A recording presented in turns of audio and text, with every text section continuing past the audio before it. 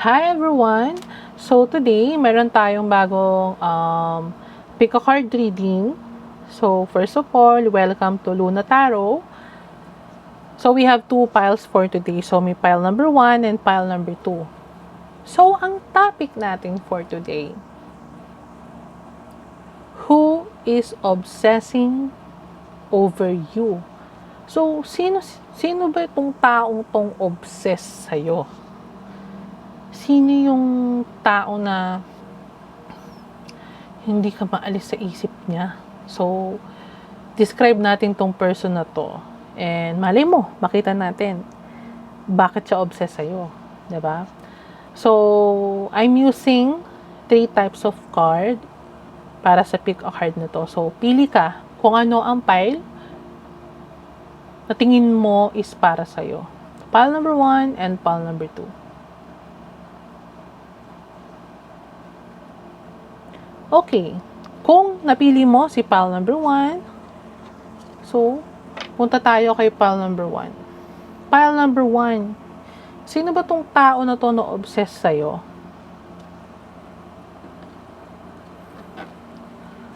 Sino ba tong taong obsessed sa'yo? Tingnan natin. So, 7 of Wands.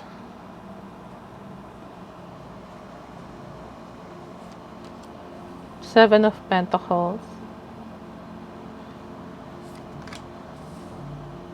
Judgment. The Hierophant. Death card.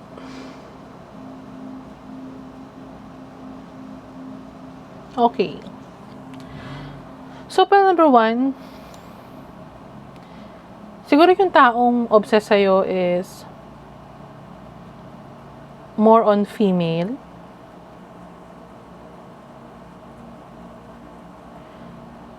So, po pwedeng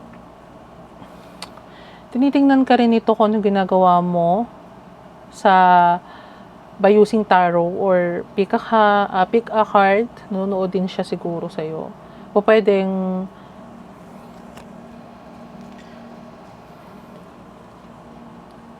pwedeng spiritual person din to. Pwedeng spiritual person ka, so takes what resonate, vice versa. Pwedeng ito yung tao na nag-o-obsess sa'yo is nirelease mo siya.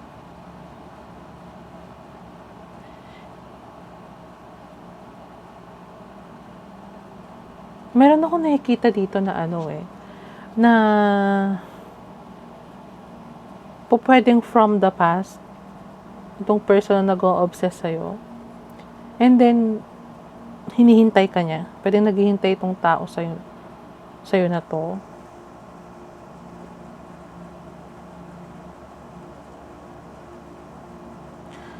Nakita niya na na siguro nung kayo or kung si ex man to, o kung sino man tong person na to, siguro nung kayo nito, noon siguro nakikita kanya na young pa or parang nag-start pa lang ng something, ng career or what. Ngayon nakikita niya na nag-grow ka na. Nakikita niya siguro na maraming opportunity na dumarating sa'yo ngayon.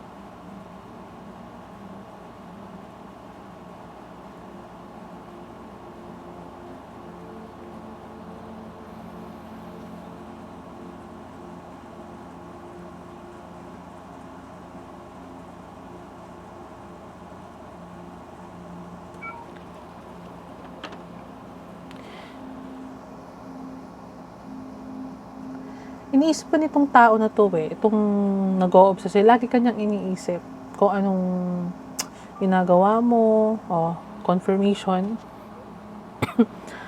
she or he is keeping eye on you. So, alam mo yon, yung hindi siya tumitingin sa iba. Naka-focus lang siya sa'yo.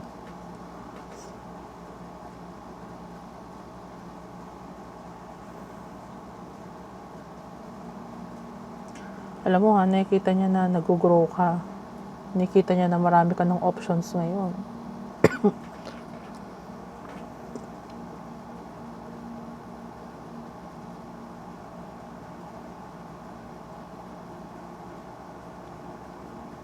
So, pwede din kapatid mo or nanay mo yung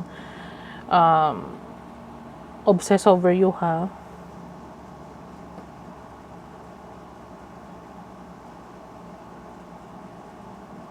Okay, tingnan pa natin.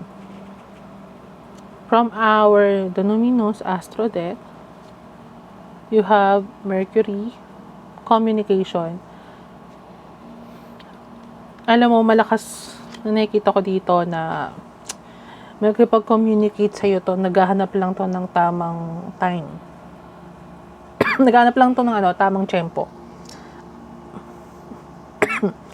May kipag-communicate sa'yo to soon. Kasi lagi kanyang iniisip.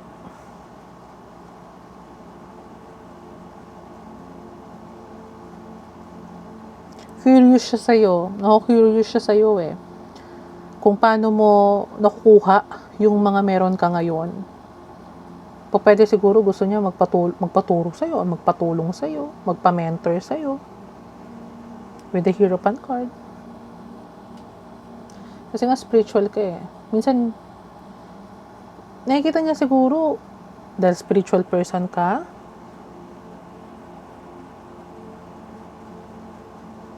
kaya mo nakukuha ngayon yung mga blessings na meron ka.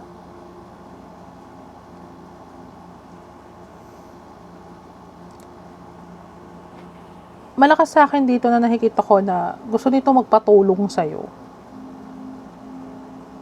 Kasi hinahangaan niya kung ano yung estado ng buhay mo ngayon. Nakikita ka niya na alam mo yon yung ibang-iba ka na ngayon kaysa sa dati.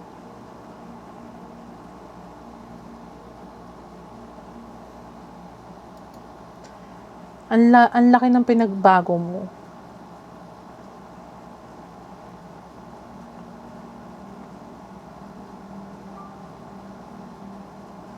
Another confirmation.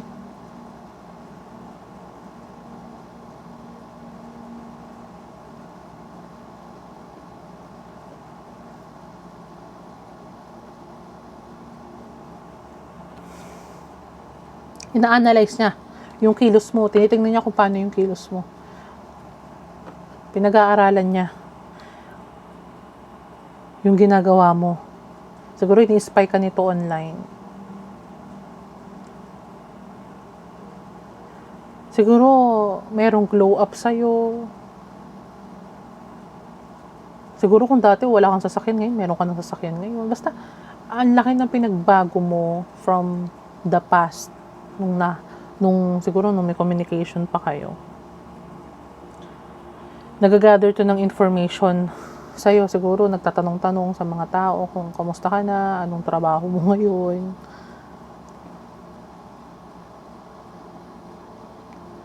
Curious na curious siya.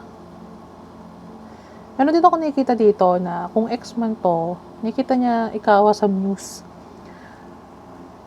Nakikita niya na ikaw yung person niya. And very proud siya sa'yo kung ano yung narating mo man ngayon sa buhay.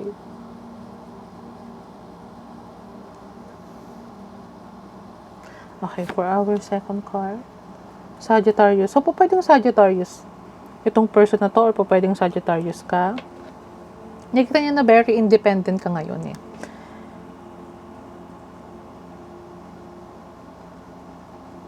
Independent ka. Nakikita niya na masaya ka ngayon. Kaya nagiging curious tong person na to sa'yo. Iniisip niya na pwedeng lucky ka din. Sobrang lucky ka. So, madali mong nakukuha yung mga bagay. Bagay na gusto mong makuha sa buhay ngayon. Kaya nga sabi ko nga kanina, maaaring magpaturo sa'yo to. May pag-communicate sa'yo to. Pwede naman siguro yung parang kaibiganin ka ulit nito. Pwedeng nasa malayong lugar to and then mag-travel back sa'yo. Sasadyain ka niya para makita ka. Or po pwedeng umalis tong person na to, tapos magugulat ka na lang na bigla siyang babalik.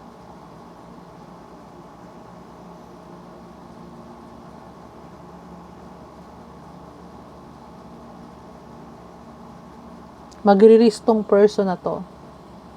Yun ang nakikita ko, para makapag-communicate sa'yo, para mapalapit ulit sa'yo.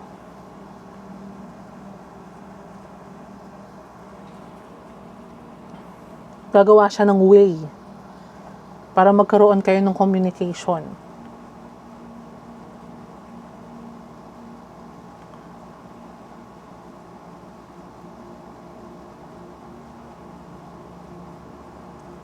You could be a very generous person din. Like, alam niyang generous person ka.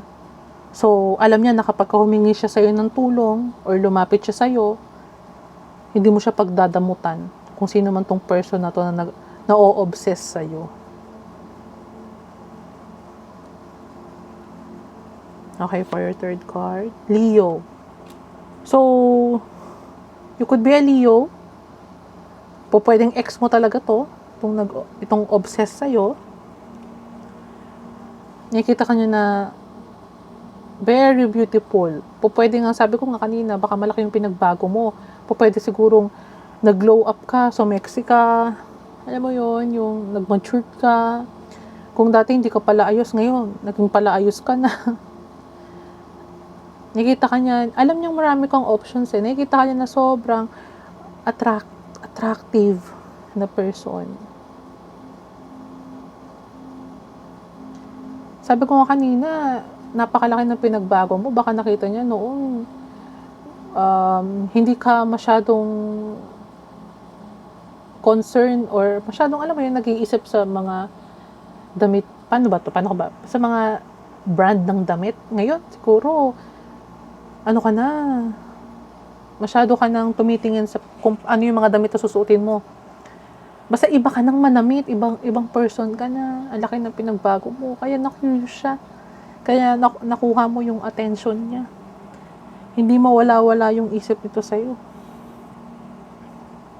Kung ex mo man to, or kung naging lover mo man to.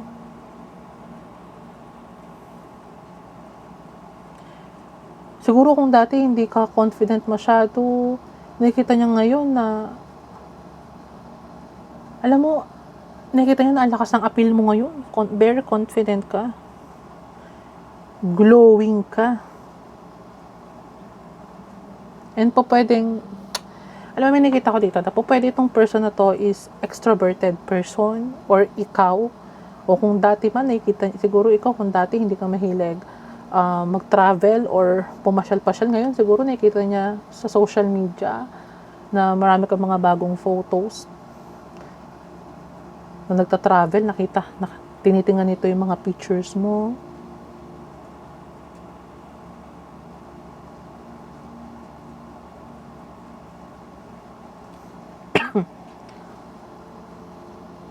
O kung sino man tong person na to na obsessed sa'yo, proud to kung ano man yung narating mo ngayon or kung ano man yung meron ka ngayon sa buhay mo. Kasi nakita niya na sobrang laki ng pinagbago mo. Okay, for your last card. Vampire.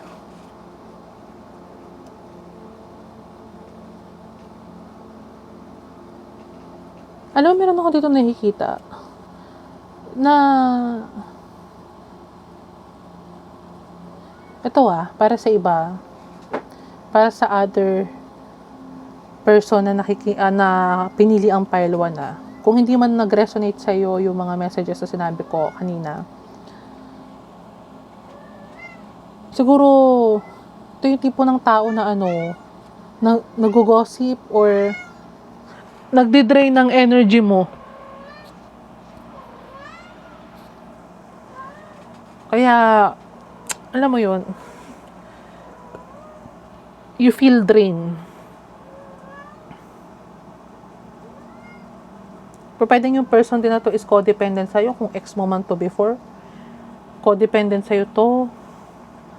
o kung sino man tao tong nag-o-obsess sa'yo, nakita niya na marami ka ngayong pera, o pwedeng ichinichismis ka niya, or nakita niya na may pera ka na ngayon, kaya babalik sa'yo, o pwedeng ganun.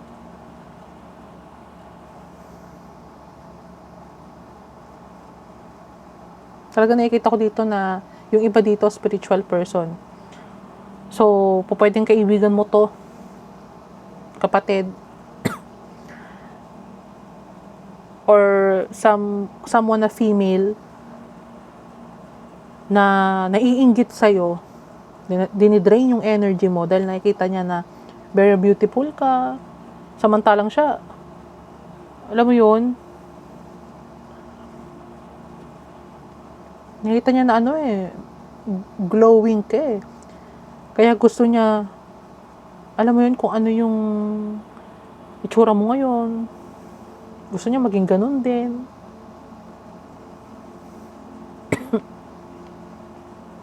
Alam mo, malakas talagang pakiramdam ko na ichinichismis ka nito na pwedeng siguro kaya meron itong mga magagandang bagay, baka sa ganito niya parang nakuha, or may nagbigay sa kanya, or may sugar daddy siya. May sugar daddy siya. Kaya nakabili ng mga ganito.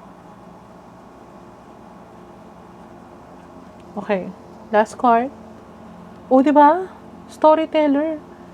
Alam mo, may nakikita ko dito, ichinichismis ka nitong person na to. Ichinichismis ka niya na kaya ka nagkaroon ng mga ganyan kasi may sugar daddy ka. Or nakuha mo siya sa maduming paraan. Nagme-make up siya ng story na makaka-harm sa'yo, kaya you feel drained.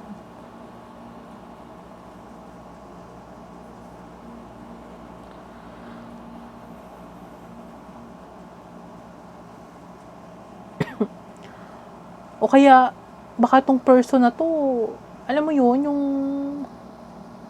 basta nagme-make up ng story. Or pwedeng itong person na to, kung female man to, gusto kanyang gayahin kung ano yung ginagawa mo ngayon. May nakukuha talaga ako dito na pwedeng naiinggit sa'yo to, or pwedeng chinichismis ka sa ibang tao.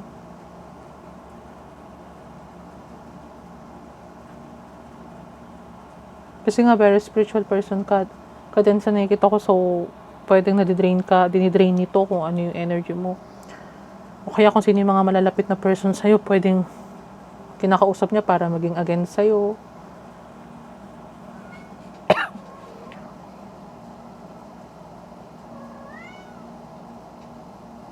Kasi nga nakikita ka niya na ang ganda ng finances mo ngayon eh. Nag-grow ka eh. And alam niya kung anong malaking possibility na pwedeng maging ikaw. Kapag alam mo yun, di ba? Kapag na-reach mo yung total sa person.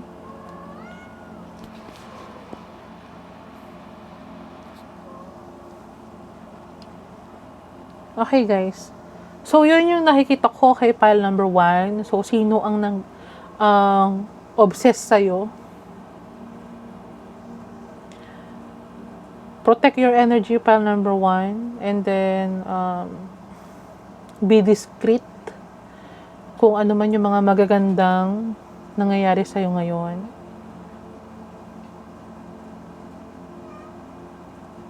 Siguro wag mo na lang sabihin sa iba kung ano man yung mga good news na paparating sa'yo, para maiwasan din natin yung evil eye. Pero naniniwala naman kasi ako, kapag para sa'yo ang isang bagay, makukuha mo pa rin yun kahit anong mangyari. Okay, so I hope nag-resonate sa inyo itong pile number 1. Kung hindi man, pwede ka rin makinig sa ating pile 2. Okay? Pasensya na po kayo sa ingay ng aking pusa. Pile number 1, thank you so much. So, go na ako sa pile number 2.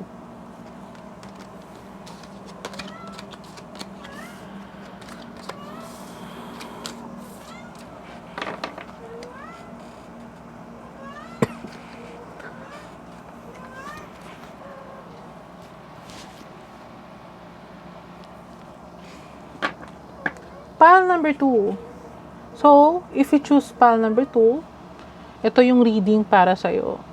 So, ang topic natin ngayon, who is obsessing over you? So, gumamit ako ng 3 cards, type of cards para sa reading na to, okay? So, simulan na natin. Pile number 2, sino ba yung person na nag-o-obsess sa'yo? Malalaman natin yan. The Sun. 5 of Cups. 2 of Cups. Knight of Cups. And the Tower.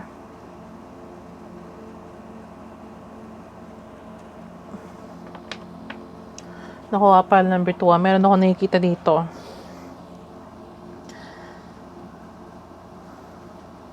Like pile number 1.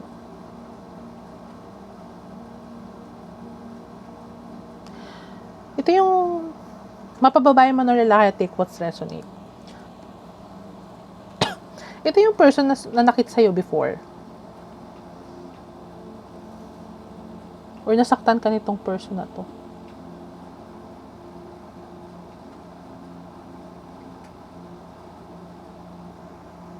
Pwedeng Leo ka, Leo person ka, or water sign, Cancer, Scorpio, and Pisces.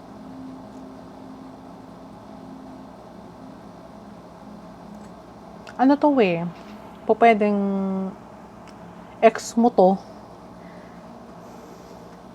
or guy to na na mabulaklak magsalita.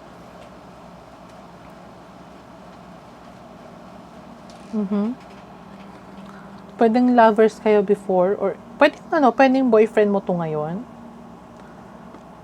Pwedeng in relationship pa ngayon and then boyfriend mo to.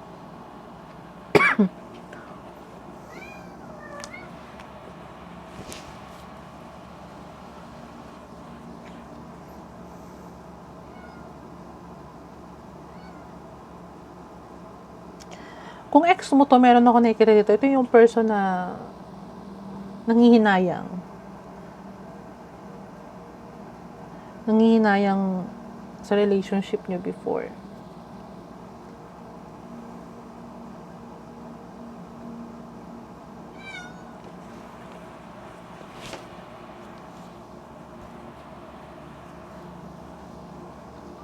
It could be a Leo.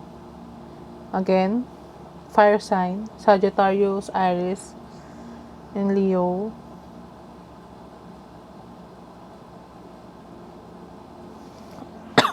Siguro nakikita nito na masaya ka ngayon sa relationship mo. Nakikita nito na very happy ka.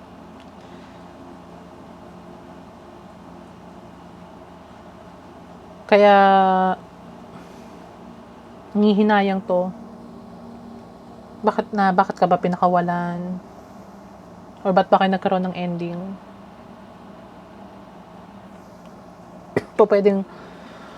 Pwedeng tong person na nag-o-obsess sa'yo is gustong makipagbalikan ulit sa'yo. Pwedeng gusto kang sulatan ng letter.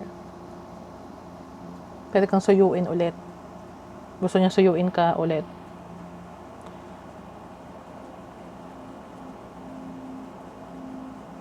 Kasi nakikita niya masaya ka ngayon glowing ka.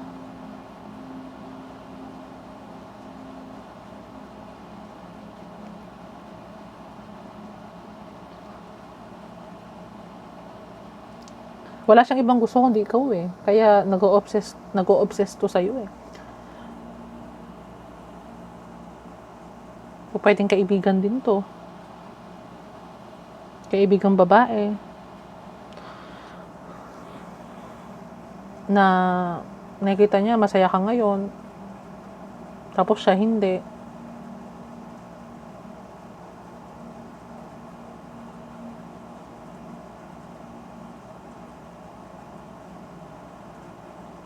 Okay, tingnan pa natin. Trine. Sa Numinous Astro Deck pala natin to, ha? Itong Trine and Flow. Nakikita niya nag-e-enjoy ka ngayon. Masaya ka nga, nakikita niya.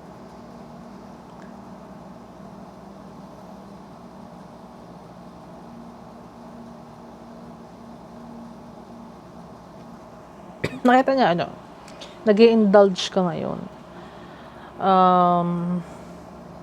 Yung mga magagandang ka ngayon, maganda yung aura mo, maganda yung nangyayari sa'yo ngayon.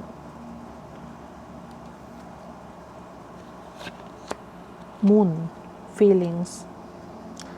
So, hindi mo alam to kung sinong person to kasi naka-hidden to eh.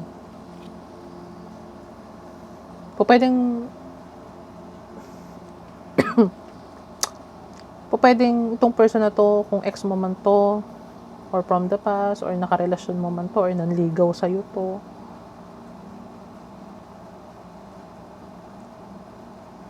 Ano to eh. Hindi niya nasabi sa'yo kung ano yung emotions niya. Or pwedeng nanay mo yung nag-o-obsess sa'yo. Takes what's resonate, guys.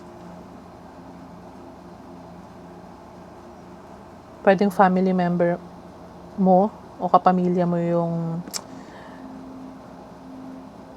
obsessed sa'yo. Na malaman yung love life mo or gusto nila malaman kung may nanliligaw ba sa'yo. Kung meron ka bang partner ngayon or may boyfriend ka ba or may girlfriend ka ba.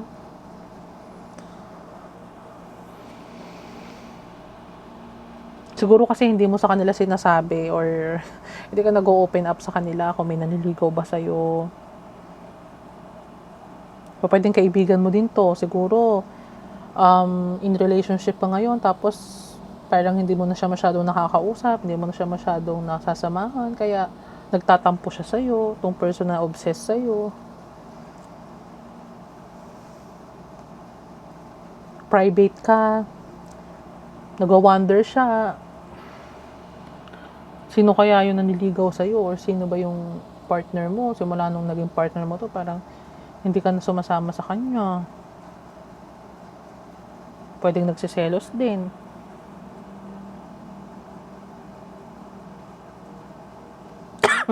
Kasi naman tong person na to, emotional to eh. Emotional tong person na nag-o-obsess sa'yo para number 2.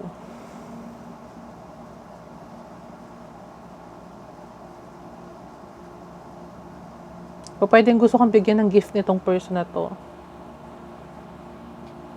Meron siyang gustong ibigay sa'yo. Pwedeng gusto niya makipagkasundo sa'yo, makipagbate. Kung naging kaaway mo man tong person na to, kaibigan mo man, or ex mo to, or nanay mo, kung nakaaway mo yung nanay mo, or yung kapatid mo, pwedeng gustong makipagkasundo nito sa'yo, makipagbate.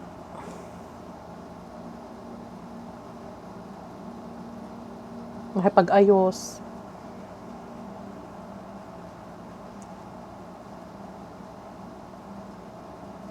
Okay. For our oracle cards. Liberator.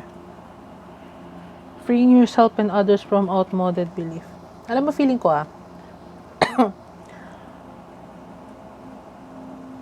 kinat off mo tong person na to. Itong na-o-obsess sa'yo. Hindi mo na to kinakausap. Or hindi ka na sumasama sa kanya. Kung kaibigan mo man to. Basta kinat off mo siya sa buhay mo. Finri mo yung sarili mo. Sa group na yon or sa family member na yon.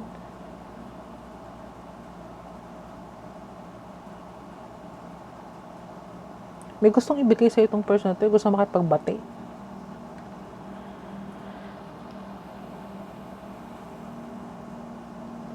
Pwedeng kaibigan mo to na nagkagalit kayo.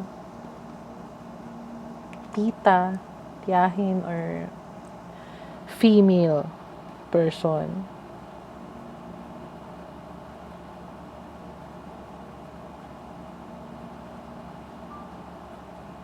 confirmation.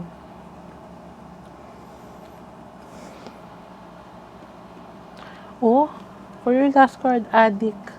Obsessed nga eh. Obsessed to sa'yo eh.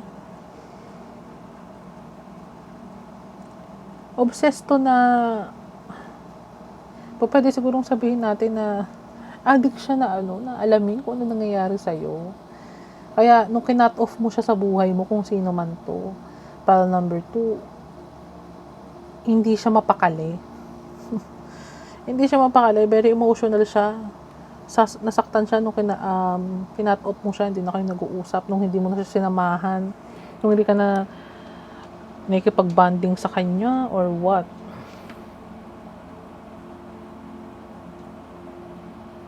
Ano to eh, sasabihin nito lahat kung ano yung gusto mong marinig para ma-win back kanya ulit. Oh, another confirmation. Para magkabati kayo ulit.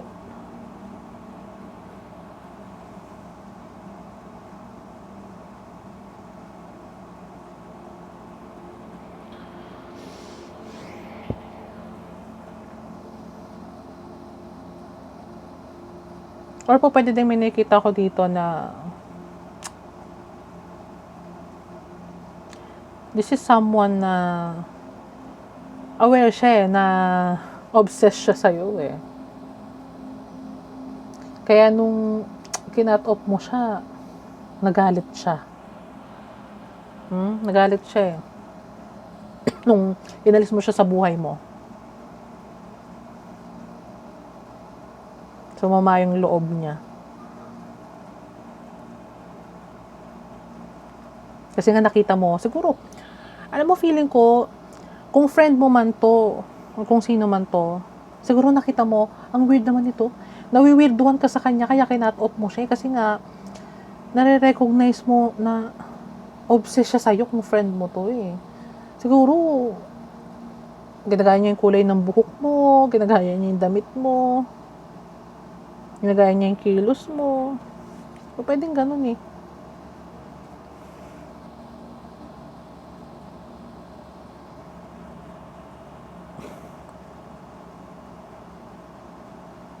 Ito yung someone na naglagay ka ng boundary sa inyo eh.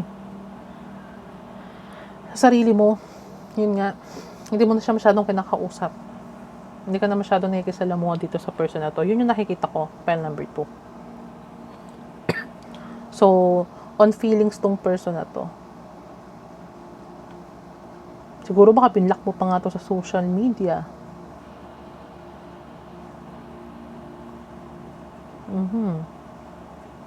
Pwede mo siyang binlock. Kaya, baka pag hindi ka niya na-contact sa social media, mag-send siya sa'yo ng text.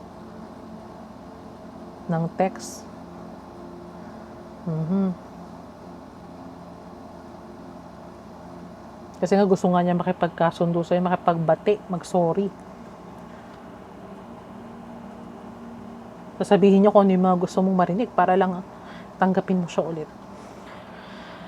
So ito, pile number 2, yung nakikita ko na person na obsessed sa'yo. So, sana nag-resonate sa'yo. So, kung hindi man nag-resonate sa'yo ito, I hope pwede ka namang bumalik sa pile number 1. Okay?